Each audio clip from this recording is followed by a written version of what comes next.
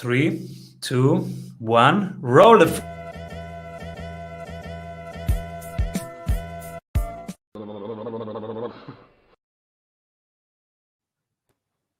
Welcome back, everybody, to the Strategy Sprints podcast. I'm your host, Severino, and my guest today is the founder and CEO of SEOleverage.com and author of the Erica framework. Welcome, everybody, Gert Mellak. Thank you so much. Thanks for having me, Simon. So cool to have you here, and we talk SEO, how to be found by the world, and why consistency matters. But first, what are you currently creating? Currently creating a product we developed specifically for my SEO consulting clients to make sure they can streamline their consistent execution work when it comes to SEO, which ultimately, and we might talk about this a little bit later maybe, is one of the main secrets if there are around SEO and around getting high rankings. Yeah, let's dive directly into it. So first, SEO, what is it and for whom it is vital, for whom it's just important? Great question. SEO stands for search engine optimization. Everybody uses search engines probably multiple times a day, directly, indirectly, via some other service. Ultimately, we know that having a high ranking on Google when someone searches for your product or for your service or for your content has a value, because it drives the higher you rank, the more traffic, the more visitors you can drive to a website. And those visitors are particularly special, especially when you compare it to social media. For example, imagine on social media, you're in line at the Starbucks, checking your phone, an ad comes up or something like this. It's not necessarily the moment where you can consume content. Whereas when it's about search marketing, SEO or Google ads in this case, people are in a special moment in their life. So they have set aside time because now they are going to check out what what providers are there, what a certain topic is about, etc. I was just checking out potentially maybe purchasing a new car towards the end of this year. So at some point I go to Google, open up and search for the brand. I have set aside a few minutes. I know my kids are playing for a while, so I leverage the time and can do some research. So we can have someone who is searching actively for something, has set aside some time, and we can impact them with content we create specifically for their needs based on their search query. So the way Google does this, Google wants to give the most relevant result to those people. So depending on what they search, when they search, what's the search history, a lot of other factors, Google determines which of the websites might be the best search result for them to see on Google, and can then rank those results higher. In our case, we're an SEO agency at SEO Leverage. We try to help people increase their rankings. So we have tactics, strategies that enable us to increase people's rankings. To give you an idea, they say the best place to hide a dead body is on page 2 of Google because nobody looks there. So everybody tries to get on page 1 in order to get potential impacts, potential visitors to their website. Very often, having a page 1 ranking or a page 2 ranking can be the difference between having the phone ring all the time and getting inquiries, or having to fire people because you have too much stuff. I have experienced this on my own. I had a technical support business a few years back, and it was really the difference between being crazy busy and not being busy was when Google decided to show us for a certain key term, we knew exactly which one it was. On page 1, we were crazy busy. If we were on page 2, we had too many people on the team. So this is how much impact is there, because the intent people go to Google with is extremely strong. They want to find out what's the solution to their problem. They want to find a possible partner, a possible provider, potential future client or service business, or whatever the situation might be. The intent is really strong, and depending on how they search, they might be about to purchase. Not like when social media, not saying social media is bad, it's one important pillar about the strategy, but there is a major difference. On social media, I might get impacted by car brands because I have been navigating sites related to car purchases, car retailers, etc. I might get impacted, but it's not right now. It's not the time But once I do specific searches on Google where I want to test drive, I want to, I don't know, find the best price, comparison between two models, etc., I'm very close to the purchase already. So this is also increasing the potential impact of a search result on Google. So if somebody was thinking, hey, is this SEO thing really relevant to me? Well, it can make the difference between the phone ringing or not ringing. So it is relevant. And I want to know from you the 5 most important things that everybody should do every week after one word from our sponsors. Hey, if you love what you are hearing, you will love our free masterclasses. Go grab them at strategysprints.com. Let's say I just have time to do 5 things every week to improve my ranking. What should I do? Essentially, we have come up with a framework we call Erica. I wrote a book about it. We published this on Amazon. And the framework, we came up with it. It's not 5 things, but it's 5 components of a consistent execution that really makes sense. So the same way as for my fitness, I need to go to the gym. I need to eat healthy food. I can't drink too much Coke at night. I can't do too much coffee. I have to drink a glass of water in the morning. There are some certain things I know that if I keep up the rhythm of doing these things, I'm going to be in a good shape. And the same thing happens in SEO. There are about probably 200 things that influence where someone ranks. But probably we know in the industry, probably we know about 30. Everything else is buried down in Google's algorithm. And of those 30, we probably, depending on the situation of a website, we probably focus on 3 or 4. So what we really do is every couple of weeks, we revisit the entire situation. So, okay, where is this website on the competitive landscape? Where does it get the traffic from? What URLs does it depend upon? Meaning certain pages on the website that might be driving the most traffic. So many people, for example, only check out the overall traffic they have in analytics, but don't break it down to which channel. From which channel does this come from? Does this come from social media, or does this come from search engines? Does it come from paid ads or direct visitors? This needs to be broken down so we have some data behind it. And we also need to know what the competitive landscape is. So what is working for competitors right now? Where are my competitors in Google getting traffic? And competitors in Google are not the same as competitors for my business necessarily. A competitor in Google is everybody who drives attention to their website instead of mine. And it can be a forum, sometimes it's a Reddit thread, sometimes it's a blog post. We want to be aware of those things and see who is taking attention away from my site and getting it to theirs. What is working for them? What can we leverage? How can we take advantage of this? And then make sure that we implement the right processes on the site. So this is the E from Erica is evolution, where we say, what is the evolution of the site?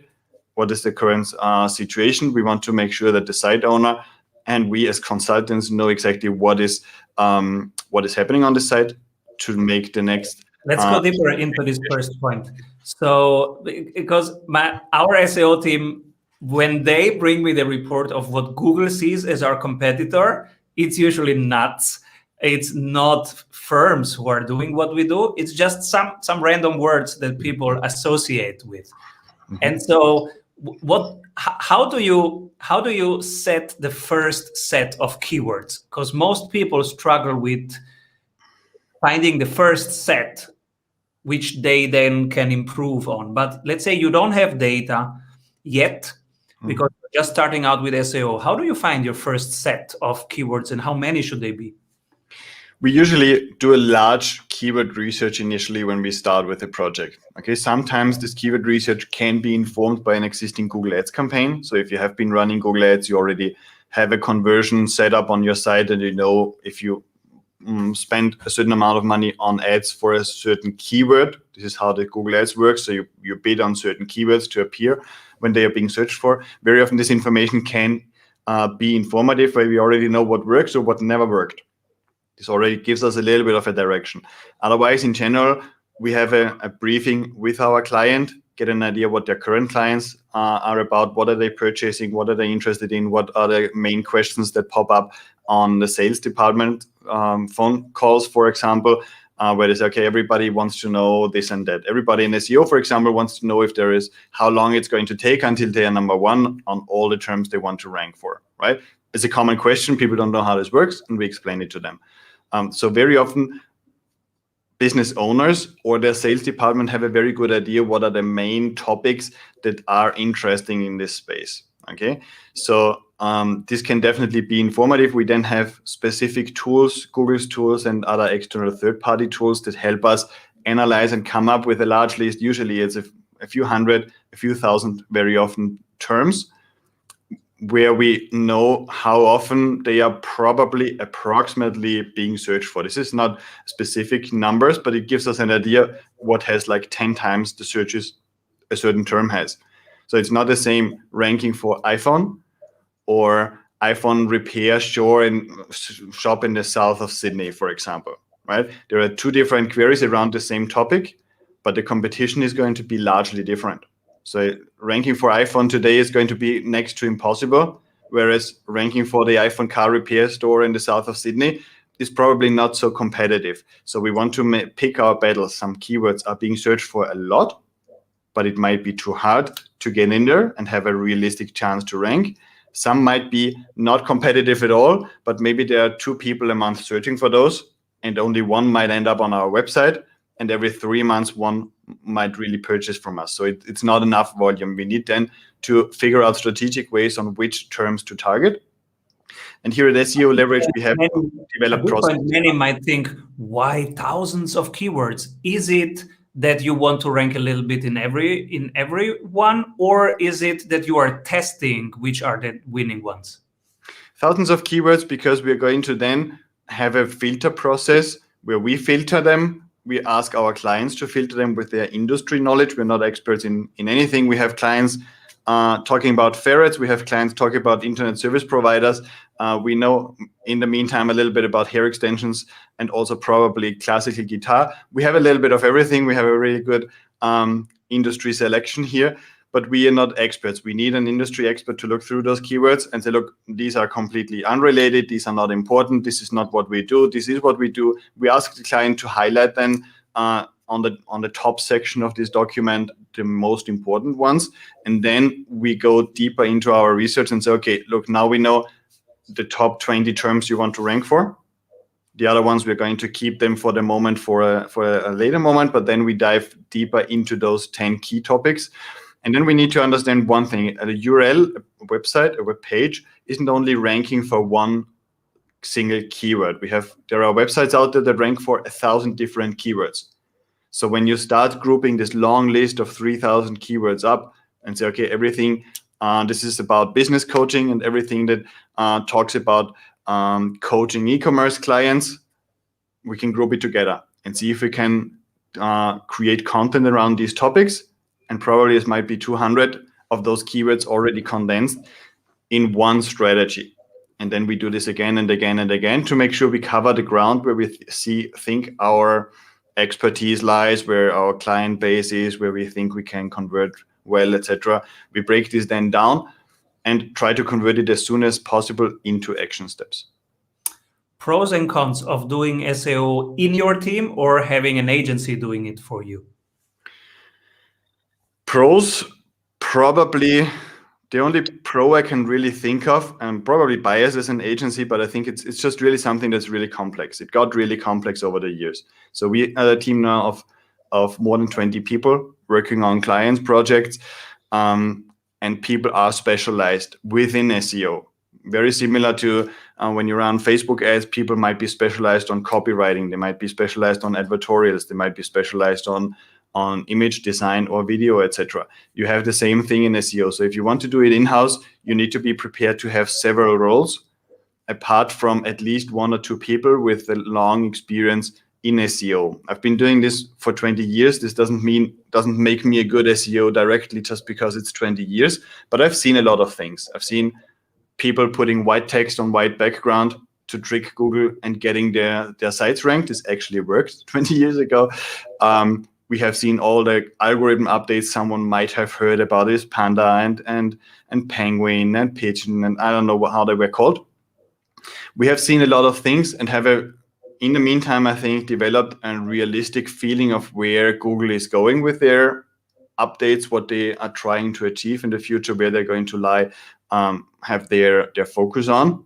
Nobody knows exactly, but we have a really good feeling over the years. So this is really hard to have in-house unless you have someone who has been doing this for a long time and can direct your team and give strategic advice what to focus on. Otherwise, what we see happens is that people over years work on the wrong things. So we have people over years putting up podcast transcription, right? And this is the content marketing they have until they see this is not something Google really wants to rank anymore, because user expectations shift all the time. That's what we are asked all the time. My team says, hey, Simon, let's do every interview. Let's transcribe it and create a long form article that's good for SEO. Is that right? No, it's not right. And when I explain it, very often it's understandable. Google wants to make users happy, right? Full stop. This is what they want. This is what made them great, because they were just having the best search results, to be honest. A user coming to a page with a very long transcription of half an hour long podcast, for example, is probably not going to be a happy user. Whoever read a transcription, I think I read 2 or 3 in my entire life when my children were small, they were babies, they were sleeping, I didn't want to switch on the video and wanted to consume a piece of content. Reading a transcription isn't fun, right? So you need to find a better way to present the text to an audience that wants to read. You have the video or the audio to an audience that wants to listen or watch, but out of 10 people that come to your site, there might be 5 or 6 that prefer to read. And those 5 or 6 are not going to be happy if the only thing you have for them is a transcription. So they're going to leave your page and they're going to click on another thing. And the idea here is that Google keeps track of those things. It's really easy for Google to know who clicked on the first result they presented, came back a few seconds later and clicked on the second one and never came back. So what is Google going to take out of this? They're going to register that the first site didn't make the user as happy as the second site, probably. Depends on the search query, on the segment, etc. in general terms. Okay, so we want to make sure that users, whatever they have come to our page with, or what's the real search intent, the reason why they executed their search, our site needs to cover this, needs to make sure they understand that our site is the best result possible. If it's a long transcription, very often without formatting, without highlighting, without internal links, structure, etc., it's not going to be the case. Whereas if you have a topic you talk about today, we talk about SEO. You could either use this transcription and put it on the website, or you could write an article that's in line with what Google wants to rank when it comes to SEO for entrepreneurs, for example, and then put this optimized article on the site and have a fully featured article that's written in order to be read, whereas the transcription was put together in order to be there for whatever reason, right? Happiness is the amount of time that people stay on the page? Is said to be a factor, but it also comes down to why they came to the page. How long are you going to stay on a page that tells you the height of the Eiffel Tower, right? Probably 2 seconds until you spot the height and you leave the page. It's even more. Google now gives a lot of answers directly in Google without us having to open up a page. Mm-hmm. Okay, so depending on the search query, it's completely different. If I search for car dealership comparison in I don't know, Madrid, or I search for how to get from the Plaza Mayor in Madrid to the Cuatro Torres, the 4 towers, right? There is a clear difference in search intent, and the time I'm going to spend on this page is going to depend on the individual query. And this is something we have seen over the years shift a lot. It used to be very dependent on the industry. So different industries appear to be working a little bit differently, but now it's really on a query by query basis. Google knows with their machine learning algorithm, artificial intelligence, etc., they can bring this down to a query level, and they are working on bringing this down to a personal level, because what makes me happy as a search result doesn't have to be the same what makes you happy as a search result. You might prefer long, in-depth articles. I might prefer a quick overview and then decide if I want to read the long article or not. So this is where everything goes a little bit more towards personalization, and we're going to see where this brings us. But Google can break it down to a query by query level. So things like the dwell time you're referring to, the time people spend on a website, can be sometimes something they might be taking into account, sometimes not at all. Wow. And so what are typical mistakes like this one? Just put a lot of content on your page and it will increase SEO. What are typical mistakes that you see that you want to correct? I'm giving one thing away, which is an easy one, but people don't consider it important enough. In general, many people do not consider the search snippet as it comes up on Google important enough. So what happens for the usual person working on a website adding content is that they spend quite an amount of time on writing the article. And then they spend 2 minutes on writing what's called the meta title and meta description. So this is the Yoast plugin, very often on WordPress. Some people will be familiar with this. Yoast, Rank Math are the 2 plugins there. We quickly type something in because we're done, right? We quickly type this in, hit publish, and then the task is done, right? What happens though is that these 2 last texts you put in are the sales representative for the search result. So this is going to decide what I read there is called the meta title and the meta description. This is what I'm going to read on Google in general, right? This is going to decide whether I click on this result or not. So very often you can get a better performance than a site that ranks higher just by having a better text and description there. So many people will use these texts to sell their services and say, okay, we have, I don't know, car tires on from $150 or something like that directly in the snippet. But they miss the point. The point of the snippet is not to sell the service. This is the role of the website afterwards. The role of the snippet is to make sure that the Google user understands that this is the best possible answer to their question. And this requires some time. So people need to spend some time here. And we have our clients consistently, as everything, work on a few URLs every week and make sure they are optimized in order to leverage this. Because ultimately there is a click-through rate we know from Google Ads, from Facebook Ads, on Google Organic as well, meaning Google not paid search results. So if a search snippet comes up 100 times and it gets clicked once, this is a 1% click-through rate. If you check this out and analyze this, you're going to see that some of your URLs might get a 3%, 5%, 15% or more, and some might get a 0.3, 0.5. So this is the moment where we really want to know what are those search snippets. Apparently, people are not convinced with what they see. Okay. What is the Erica framework? We just started it. Can you complete it? Absolutely. The Erica, we started with E, which is evolution. So we get an idea what is the status quo, what is the status quo for us, for our competitors, and check what have we just been doing, how is this working. The R stands for research. And research is probably one of the most underrated aspects of SEO, I think. And this is very often also something that in-house teams I see not going far enough. Research, there's a lot of research involved. Google SEO means that we want to present Google with something they really like and they are convinced about.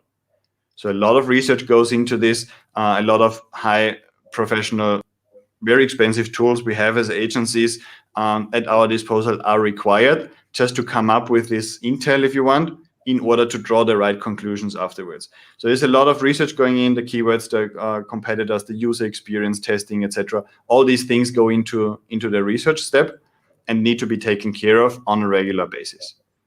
Then the I in Erica stands for interlinking.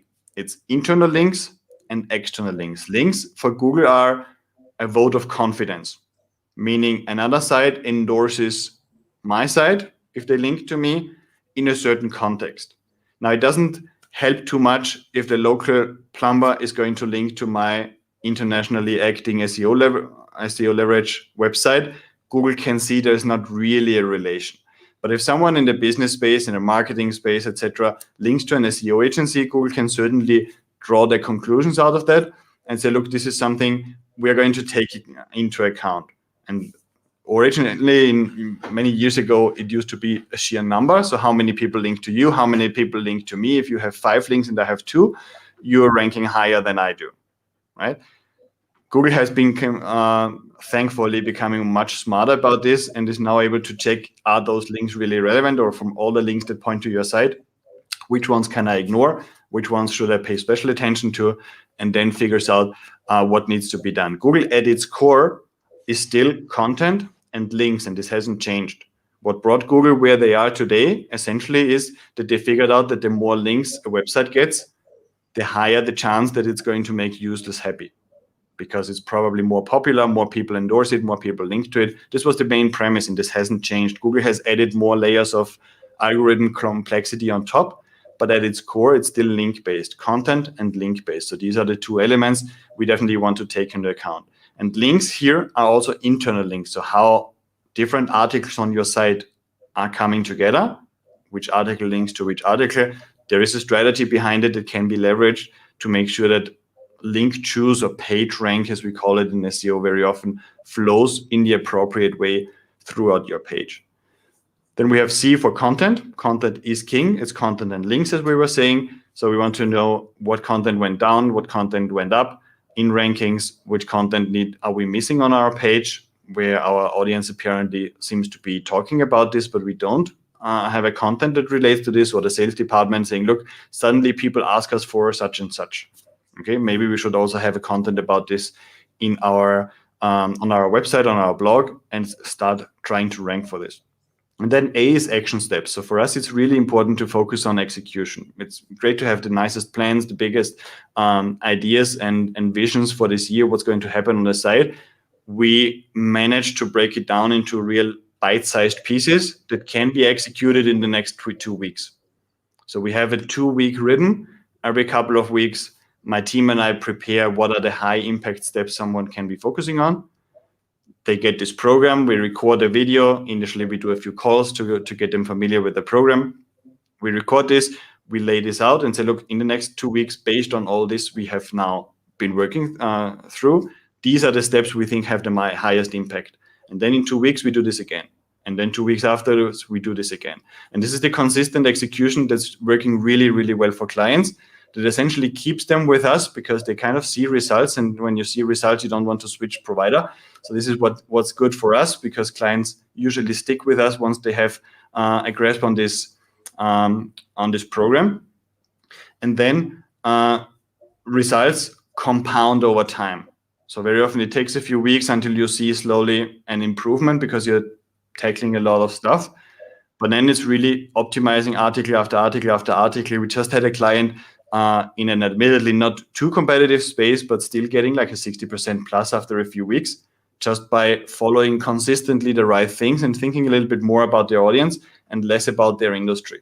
So very often as entrepreneurs, and it happens to me as well in my industry, we are really focused on what we know, what we have been doing for years, and we know what is interesting and we know what people should know about this.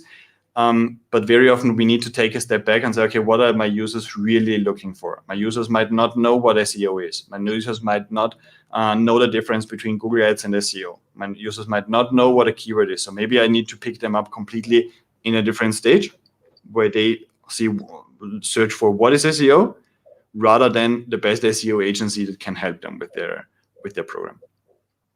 Cool. And what about low ticket and high ticket service? B2C, B2B, for who is it more important? I think it's important for everybody, but you need to pick people up at their stage in the buyer's cycle. Okay, so the buyer's journey covers all kinds of things from the first awareness until the purchase and beyond. Search queries are going to be different. This is where I brought in the transactional terms before. For example, if I search for brown shoes, size 6 in Vienna, I'm probably very close to a purchase. Okay, if I just search for brown shoes and I don't even specify it's for me, if they're for my wife, I'm probably very far away from a purchase. I've got no idea what I'm going to do. So this is where the research phase really needs to be, or the keyword research needs to be broken down into when are those people going to execute this search.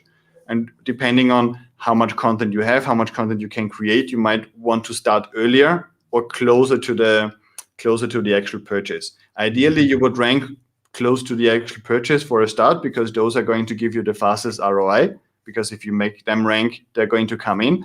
But then we need to see that depending on the industry, the buying cycle might take 2 years.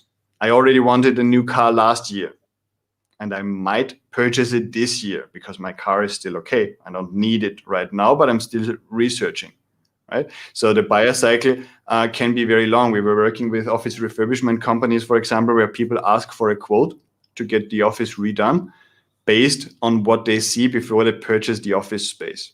Okay, so they grab a picture from the plan from the website, from the real estate website, sorry, send this to the office refurbishment company, say, what would it cost if I did this, and that on this office? So I have a total idea about the total costs involved, purchase plus refurbishment, and then I make my decision in a few months. So very often we need to bridge this cycle, and we need to start earlier, because people are not going to pick the latest choice just because this has just come up. They're going to need to establish trust with this company.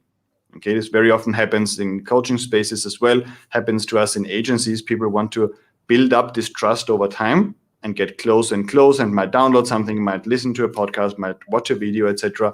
Have their own process. Everybody goes through their process. It's a long game, and we need to cover multiple stages a potential client goes through. If this is then, we have been doing SEO for B2B, B2C, e-commerce, lead generation, all kinds of spaces. It's not vastly different. The queries are different, and the buying cycle is different. It's very clear. So people, we are doing a ton of mistakes, and Gert is the man if you want to find out what your mistakes are and how you can improve your findability. Gert, you can pick one person when everybody's zigging. This person is zagging, and they get the strategy award. I think in my case it would be James Remco. I've been in his group, Superfast Business, for I think 6 or 7 years already. Have learned a lot. Have gone through many optimization cycles in my own agency, different projects, different ideas, visions, etc. But it's interesting that after so many years, I can understand he's always ahead of the curve, and which makes him really an interesting person for me to follow and see what he's doing. Really, not he can. I have to break it down to my industry then afterwards, but just the way he approaches things with a very long perspective, long-term game, big on relations, big on one-to-one conversations, etc. I think this he started with this when everybody was still working on talking about automation. Everybody was talking about automated email.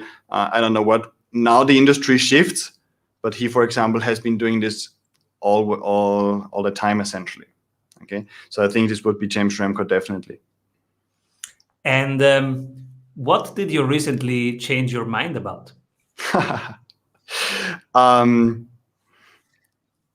I've heard a saying once where they say, if you still agree with what you said last year, you're not evolving enough, or something along these lines. And I very often get reminded about this because obviously the journey as an entrepreneur, as a CEO changes over time. I think I would mention team size, because I used to have a team for many years, a very small team. I was always looking into having like a team of 4 or 5 plus external freelancers, and I thought this was the way to go. Right now, I think next week we have team member number 21 join the team.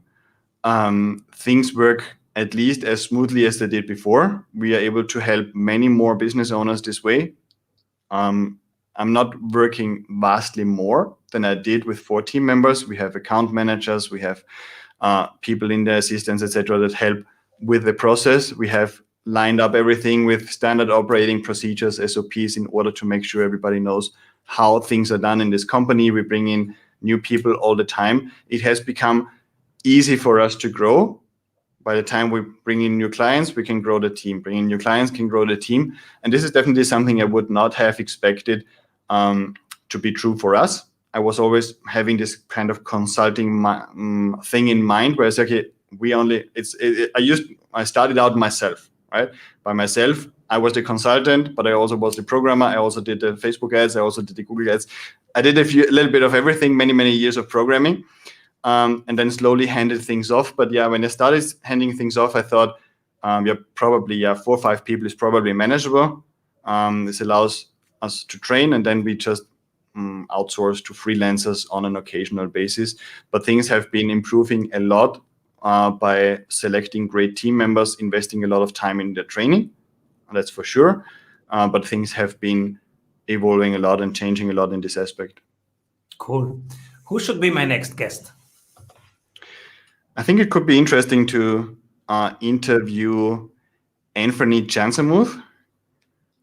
I'm going to put you in touch with him if you want. He's a content strategist, has a lot of experience in content marketing, and is now bringing up a new concept, which is case study marketing, where he's doing a really good job in presenting, interviewing clients, presenting case studies in a way that they can really be a central element in your marketing.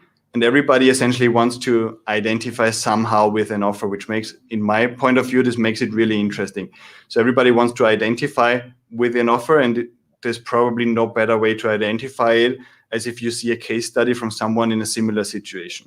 So you see someone who has been losing their rankings in Google, and now with SEO leverage got the rankings back and then even tripled their results. We have case studies like these. He's specializing in case study marketing, and I think with the growing number of competitors where you're not really sure if you can trust them or not, new brands coming in, etc., working with case studies has a big future, and I'm really looking forward to seeing where he goes with this. So I would definitely recommend you to bring him on. So cool. Everybody, Gert Mellak, the Erica framework. All your SEO topics, you should ask him. So thank you so much, Gert, for being on the show and sharing your knowledge and specific applicable tips with us. Come back soon. Thank you so much, Simon. It was a pleasure. Avoid trying to do thousands of things that doesn't work. We have 274 templates for your business success. Reach your ambitious goals with one-on-one sprint coach. We double your revenue in 90 days.